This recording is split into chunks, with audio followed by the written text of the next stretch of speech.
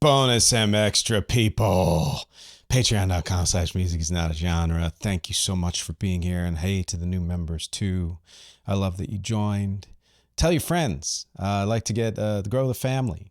So as promised, this bonus MxTRA for the first part of my episodes on boy bands is going to be on all of the guys who went solo from various boy bands and proto boy bands. Starting as far back as the 1940s, continuing to today. I'm not going to mention every solo artist from every band. That's ridiculous and kind of not interesting because not all of them were that successful, but I will include at least a few who were lesser known. I'm only going to spotlight mainly the artists who had significant solo music careers and not those whose successes ended up being behind the scenes, production, writing, or in other fields entirely. Writing, producing, acting, real estate, business, so many others. Wahlburgers.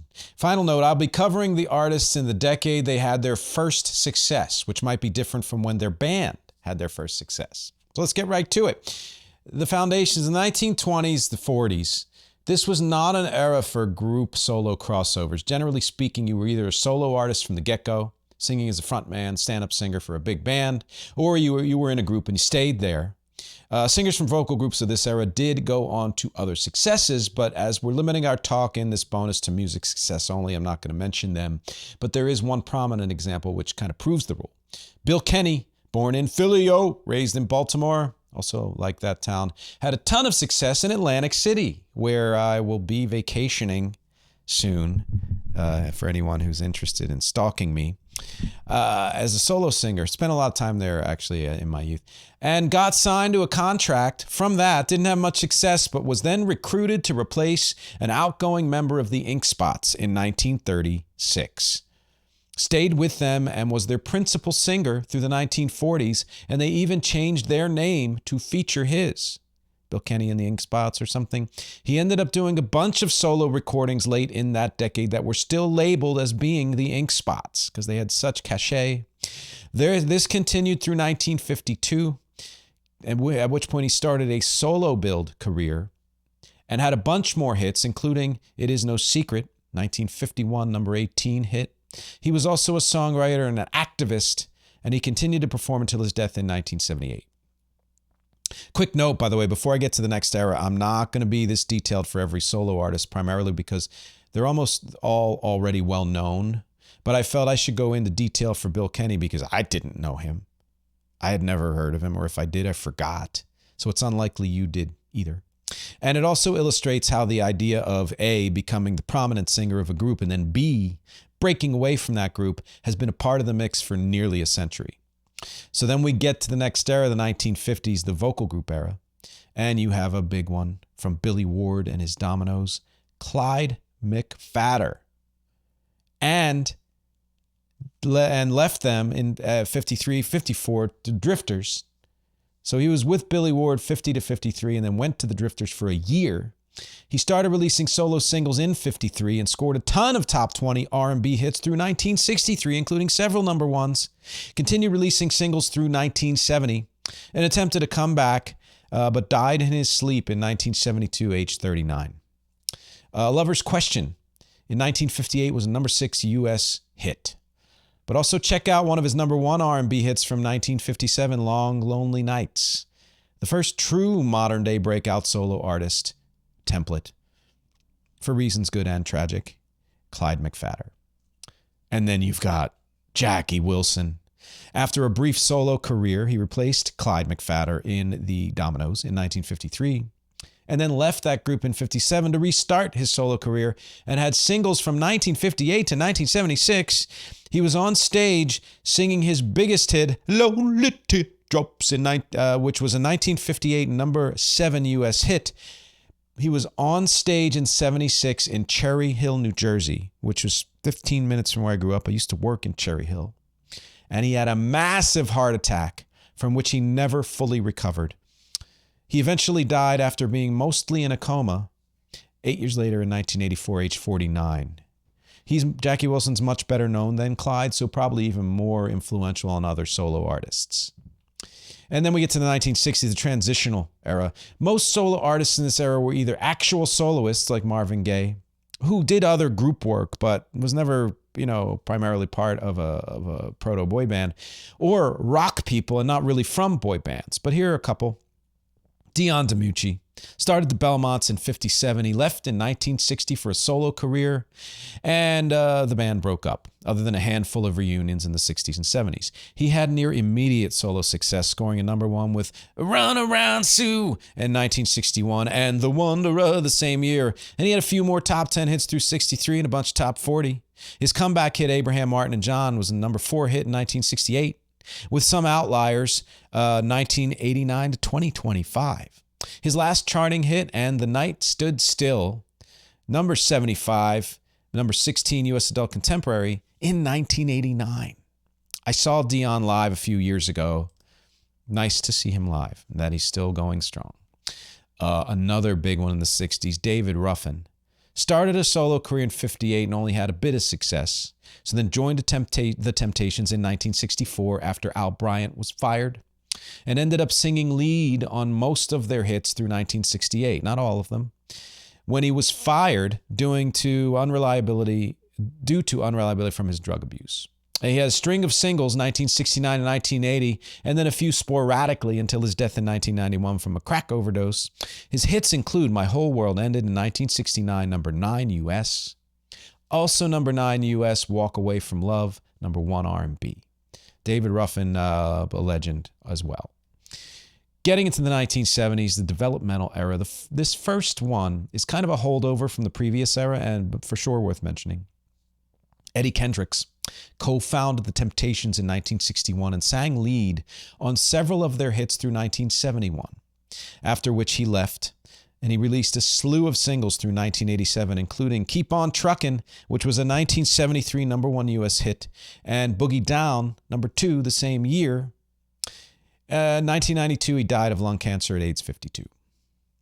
But getting into the 70s proper, not a holdover from the 60s, we have somebody named Michael Jackson. Things to remind everyone about here, since I'm not going to go into his solo career, is that his career started very early while he was still with the Jacksons, and he was immediately successful. His #4 hit in the U.S. and that was in 1971, Got to Be There. And then the year after, #2, Rockin' Robin. And then after that, in the same year, #1's Ben. All good songs, among many other early singles. And second thing to remind you of is that his reinvention started with Off the Wall in 1979, when he had his next #1 hits, Don't Stop Till You Get Enough and Rock With You. And then C, he didn't officially leave the Jacksons until 1984, which is a common thread later on in this solo artist thing, where artists didn't feel like they had to say, I'm leaving the band. They would just break off and do their solo stuff.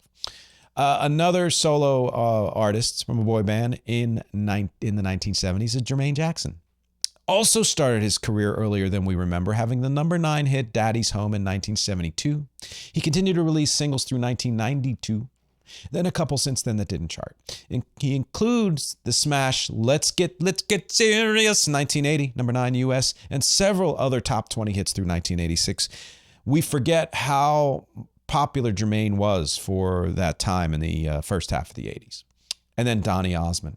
His solo career could be considered even more successful than Jermaine Jackson's, even with a big break in the middle. He had hit singles outside of the Osmonds, both as a solo artist and with Marie. But we're only focusing on the solo work. So he had his first top 10 hits in 1971, including #1, Go Away, Little Girl. Several more top 10 and 20 hits early on, and then he took a break from 78 to 87. But he scored a #2 comeback hit, Soldier of Love, in 1988. I remember that comeback, although I don't remember the song that well. It's like dance song. And also Sacred Emotion, #13 in 1989, and My Love Is a Fire, #21 in 1990. And released singles through 2014 after that. Absolutely worth mentioning. And then we get into the 1980s crossover era. The artists I'm mentioning here all came of age in this decade, though 2 did not have hits until the early 90s, but I'm going to put them here because they are more of this decade. Bobby Brown joined New Edition in 82, left in 86, or he was voted out. It's controversial.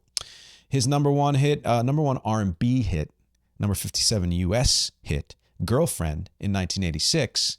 And then Don't Be Cruel, number 8 U.S., number 1 R&B in 1988. My Prerogative in 1988 was number 1. Then a string of top 10 hits through 1992 and a number 14 hit in 1993. Consistently released singles through 1997 with very little success after 93. And then a very few more singles in the 20s and 2010s.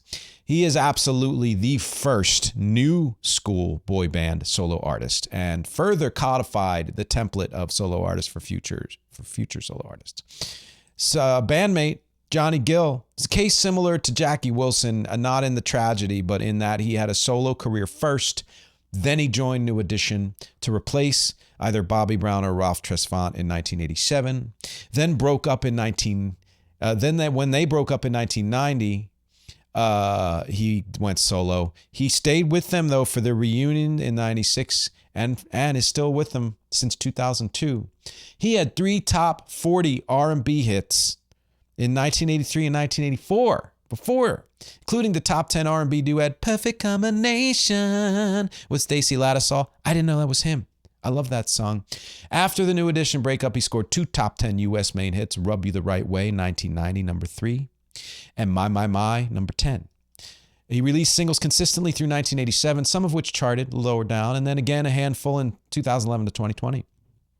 Another bandmate, Ralph Tresvant, jumped into the solo arena after the New Edition breakup with the number 4 U.S. number 1 R&B hit Sensitivity in 1990 and Stone Cold Gentleman, which was number 3 R&B, number 34 U.S.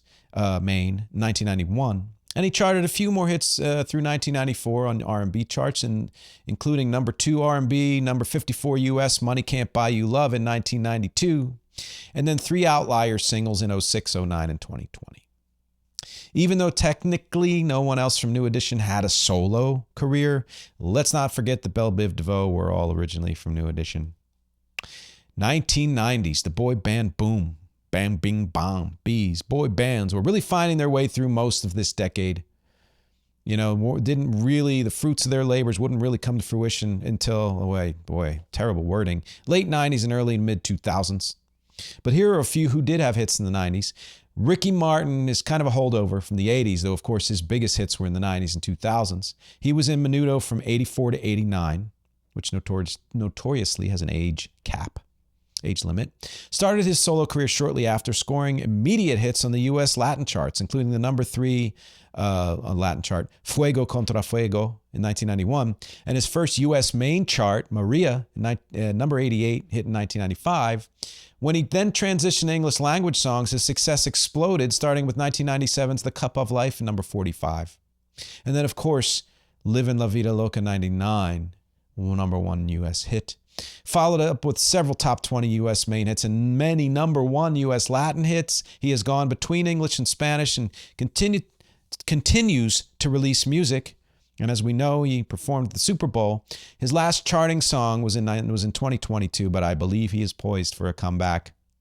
And let's not forget, he's one of the first, along with George Michael from a duo, so not a boy band, but kind of close to that. One of the first gay men to break out like this and do it often, despite their sexuality. So a real trailblazer, meaning despite the world's response to their sexuality. Gary Barlow was a founding member, lead singer, and principal songwriter of Take That from 1989 to 96. Though mostly on the writing and production side, he's had a significant solo career since 96 with several number 1 and top 10 hits in the UK, including Forever Love, number 1 UK 96, Love Without Weight, number 1, and So Help Me Girl in number 11, 97, both of those. And only charting hit in the US was number 44 U.S. charting, So Help Me Girl, in 1997. He took a recording break after 99 and came back strong in the UK in 2010 with 3 top 2 hits through 2013 and released a single in 2025. But the big member of Take That, of course, is Robbie Williams, often most famous for never being able to break through in the U.S. despite efforts. But he was massively successful in the UK and elsewhere in the world, starting in 1996 with well over 25 top 10 hits and several more top 20 to 40 hits through 2016 He's still releasing singles as of this year. Those hits include 7 UK number ones from 98 to 2012, including Millennium in 1998, She's the One in 1999, Rock DJ in 2000, and his final number one so far, Candy, in 2012. Some of these did chart in the low end of US main and or the higher end of US dance, but didn't make enough of an impact to break him. Another band, New Kids on the Block. The only real significant solo career that was still in music, not acting, not business. Jordan Knight, 94 to 94, and then he was in New Kids on the Block. They reunited, of course, in 08. He's still with them. He released 7 singles as a solo artist from 99 to 2011, including Give It To You, which was a 1999 number 10 U.S. hit, and a couple of 2000 songs that charted U.S. adult contemporary. It is interesting that none of the members of New Kids on the Block had super successful solo singing careers, even him. And though, of course, Donnie is now a veteran actor, and Mark was not really a member, but his 1990 smash hit, Good Vibrations, is worth mentioning. 2000s, the boy band bust. That was not the strongest decade for boy bands, and it was also not the strongest decade for solo artists from those bands, with 1 or 2 exceptions, as well as holdover artists, of course, like Ricky Martin and Robbie Williams. But as far as new solo artists, one of the exceptions, of course, is Justin Timberlake. It was with NSYNC from 95 to 02, and I will mention him in the Part 2 episode next week of boy bands. Started his solo career immediately that year with Cry Me a River, number 3 hit. I did a parody version of that called Fry Me Your Liver, which a different guy I worked with in my ex-film company wrote that. And I produced the entire thing and sang it. You look it up. Look up Fry Me Your Liver on SoundCloud. He did, which of course did fairly well. He did fairly well from 02 to 06, but then he proved he had real breakout staying power in 06 with 3 consecutive number 1 singles, Sexy Back, My Love, and What Goes Around Comes Around. He's continued to store top 10 and top 40 hits consistently, returning to number 1 again with Can't Stop the Feeling from Trolls and From My Wedding. His last single so far were in 2024, but I'm sure he'll be back. Selfish hit number 19 that year, so continues to chart. You can consider him, I think, the next biggest boy band solo star since Bobby Brown. And arguably, I'd say bigger than Bobby Brown. And he showed everyone else what to do after being in a group. J.C. Chazé, which I think is how you pronounce it, I never really knew. His former bandmate also started solo in 02, releasing only 3 singles through 2004, including Blowing Me Up, which was a number 35 hit, 2002. Nick Carter from the Backstreet Boys had a solo career, and Nick's is the only one worth mentioning from the Backstreet Boys, though even he didn't have a ton of success. Help Me hit number 36 in 2002, but none of his other singles charted in the US, and most didn't chart anywhere, though he has released them sporadically, at least through 2024. Nick Lachey, namesake, Nick Carter, Nick Lachey, Nick DiMatteo, from 98 Degrees, stuck with the band from 96 to 2002 and then jumped right into a solo career the following year. First couple of singles didn't do much, but then he hit number 6 with What's Left of Me in 2006, followed by an 87 charting I Can't Hate You Anymore.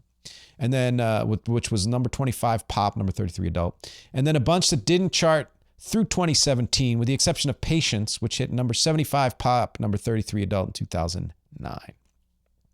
Omarion joined B2K in 1998 and stayed until they broke up in 2004, which again, I'll be mentioning all these bands in part 2 of the boy bands next week. Immediately embarked on a solo career and did fairly well, debuting with O, number 27 in 2004, and Icebox in 2006, which is number 12 US hit, and Girlfriend 2007, number 33. Only really 1 or 2 singles per year through 2017, including the number 13 Post to Be in 2014. His last single so far was in 2021. Joe Jonas, of course, the Jonas brother, and though not the first to release a single, that'd be Nick, was the first to, again, another namesake, Nick. Why are there so many Nicks in boy bands? Was the first to release a successful single of the Jonas brothers, This Is Me, in 2008. Was a number 9 hit with Demi Lovato. And also had Gotta Find You, number 30, same year. And a few that did not do well through 2011. He's done more singles since 2018. None charted. Lack of success of most of these guys could have been the quality of the music, or that the world had moved on from the boy band paradigm and sound. Which brings us to the 2010s, starting with a holdover that is related to the last one because he's the brother. Nick Jonas released his first singles in 2004, but they didn't do well, so I'm not going to count them. He started his professional career in 98, 99, debuting on Broadway at age 7. He is by far the most successful Jonas brother, starting in 2014 with Chains, number 13 hit, Jealous, number 7, and then Levels, number 44 hit in 2015, and Close, number 14 hit in 2016. Some more scant singles after that through this year. None have really charted, but they stream. The brothers are back together by now, and they're getting hits of their own. The rest of the 2010s featured solo careers from primarily one band, and the one band up until then that birthed not only more than one or two very successful solo artists, but had all members have significant solo success. A true phenomenon in the ushering in of the new era of boy bands, which I'll talk about next week. Zayn Malik with One Direction.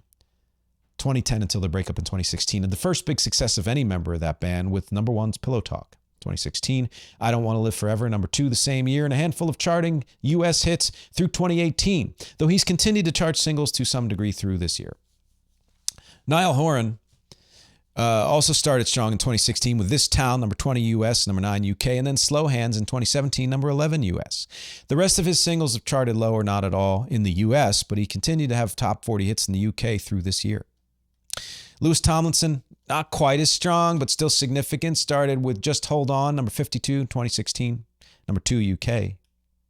And then Back to You in 2017, number 40 US, number 8 UK. None of his other singles have charted in those countries, most not in any country, though he continues to release and stream them fairly successfully through this year. Liam Payne, R.I.P., one of the surprisingly few boy band singers who has met a tragic end. Frankly, not many have. I was going to do a bonus episode on that, but there weren't enough, thankfully. He started his solo career very strongly with Strip That Down in 2017, number 10 U.S. hit, number 3 UK. And though his subsequent U.S. career petered out, he remained pretty successful in the UK through the year of his death, 2024. And then, of course, the big whale, Harry Styles, the successor to Justin Timberlake. His debut single, Sign of the Times, was number 4 U.S., number 1 UK in 2017.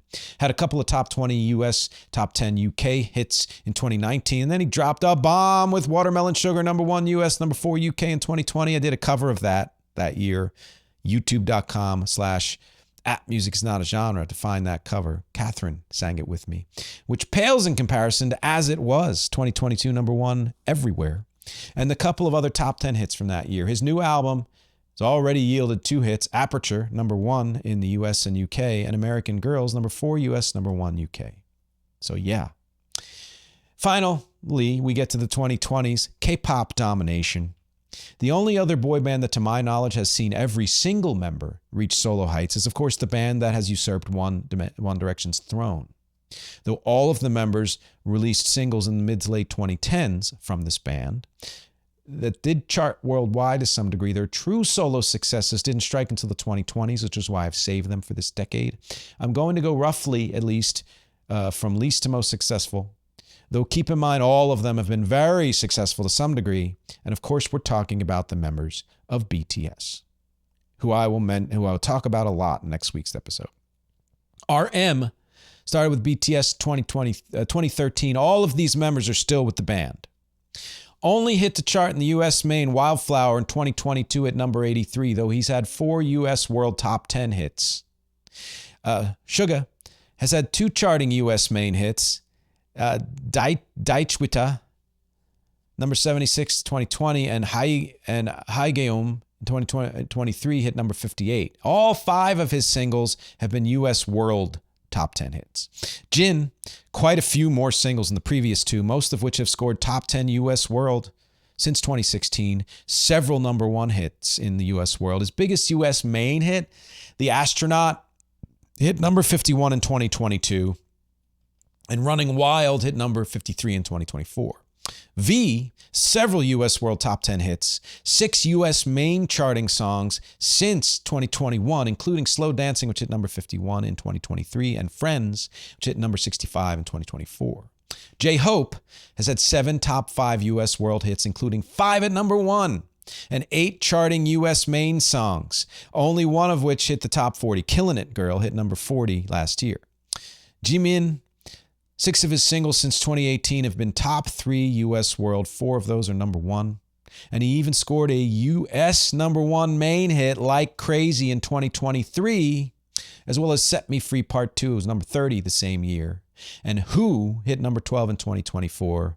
And then the biggest so far is Jungkook, with 4 top 3 U.S. world hits since 2020, 3 of them at number 1, 6 charting U.S. main songs, including the song 7 from 2023, which hit number 1. 3D hit number 5 that year, and Standing Next to You also hit number 5 that year. Each member, as I'll go over more broadly in the conclusions, has a style distinct from other members from the group as a whole. So all of these members brought in elements from their original group, but changed it in a way that made them more solo careers. Rock people have been doing this for ages. Everyone has. Just to remind you that there have been other solo successes this decade, other than BTS. Here's a few more. Baekhyun joined the band EXO in 2012, still with them. The most successful solo artist from the band, having many U.S. World Top 30 hits, including Dream, which hit number 3 in 2016. Take You Home, number 5 the following year. Young hit number 4 in 2018. And 4 more in the top 20. He continues to release singles and has had 7 top 20 hits in Korea. Also from EXO, Kai has released 5 singles, 2 of which were top 30 in Korea, but 4 were top 20 U.S. World, including the song Adult Swim from last year, which hit number 7.